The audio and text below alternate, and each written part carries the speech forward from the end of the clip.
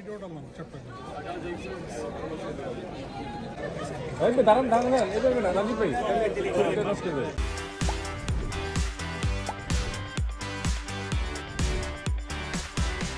আন্তরিকভাবে ধন্যবাদ জানাচ্ছি আমাদের রাষ্ট্রদূত মহোদয়কে।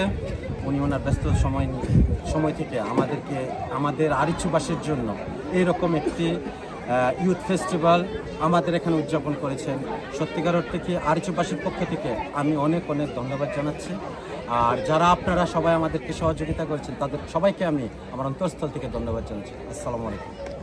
আমি কংগ্রেচুলেট করতে চাই বোথ দ্য টিম, যারা জিতেছে এবং যারা বিজিত ছিল।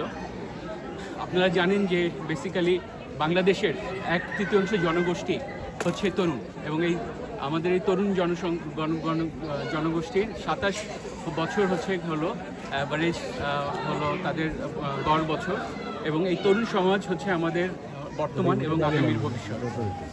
সরকার হলো 31শে জানুয়ারি থেকে 8ই ফেব্রুয়ারি পর্যন্ত হচ্ছে তরুণের উৎসব বা ইউথ ফেস্টিভ্যাল হিসাবে হচ্ছে উদযাপন করার জন্য হলো উদ্যোগ গ্রহণ করেছে। তারই পরিপ্রেক্ষিতে আমাদের যে বিদেশস্থ দূতাবাস আছে সেখানে প্রবাসী বাংলাদেশিদের তরুণদেরকে নিয়ে আমাদের এই উৎসবের জন্য আমাদের নির্দেশনা আসছে সরকারের থেকে।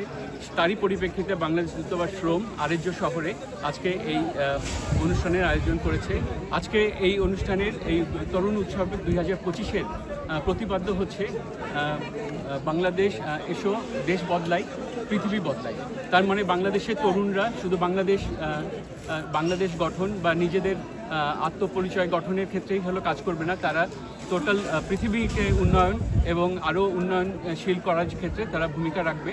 আমি আবারও সবাইকে আমাদের আজকের এই উদ্যোগকে সহযোগিতা করার জন্য ধন্যবাদ জানাচ্ছি।